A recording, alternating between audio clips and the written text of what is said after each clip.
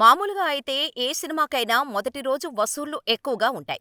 Friday cinema release అయితే శని, ఆదివారాలు సెలవులు కలుపుకొని టాకును బట్టి వసూళ్లు వస్తుంటాయి. కానీ పుష్పరాజ్ క్రేజ్ మాత్రం వేరే లెవెల్ అని చెప్పాలి. డిసెంబర్ 5న గురువారం నాడు పుష్ప 2 రిలీజ్ అవ్వగా ముందు రోజు ప్రీమియర్స్ షోస్ వేశారు. అలా అని పుష్ప 2 రిలీజ్ నాడు హాలిడే లేదు. అయినా కూడా బాక్సాఫీస్ దగ్గర పుష్పరాజ్ చేసిన రచ్చ అంతా ఇంతా కాదు.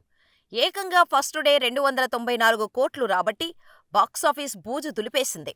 అందులో 72 కోట్లు ఒక్క హిందీలోనే వచ్చాయంటే నార్త్లో పుష్పరాజ్ క్రేజ్ ఎలా ఉందో అర్థం చేసుకోవచ్చు. అయితే మొదటి రోజుతోనే పుష్ప 2 ఆగిపోలేదు. రెండో రోజు 59 కోట్లు, మూడో రోజు 74 కోట్లు చొప్పున రాబట్టింది. ఇక ఆదివారం సెలవు కావటంతో బాలీవుడ్ రికార్డులన్నీ చెరిపివేస్తూ అరాచకం అనేలా ఏకంగా 86 కోట్లు కొల్లగొట్టింది. దీంతో హిందీలో అత్యధిక సింగిల్ డే వసూళ్లు సాధించిన సినిమాగా పుష్ప 2 నిలిచింది. ఈ విషయాన్ని చిత్ర నిర్మాణ సంస్థ మైత్రి మూవీస్ అధికారికంగా ప్రకటించింది.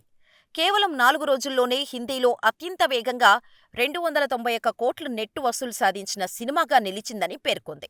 ఈ లెక్కన నార్త్లో పుష్ప 2 హవా ఎలా ఉందో అర్థం చేసుకోవచ్చు.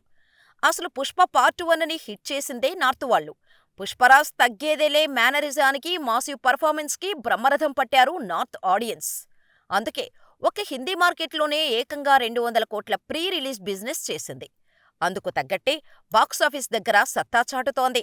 ఖచ్చితంగా లాంగ్ రన్లో బాలీవుడ్లో సరికొత్త రికార్డుతో పుష్పరాజ్ టాప్ ప్లేస్లో కూర్చోవడం గ్యారంటీ.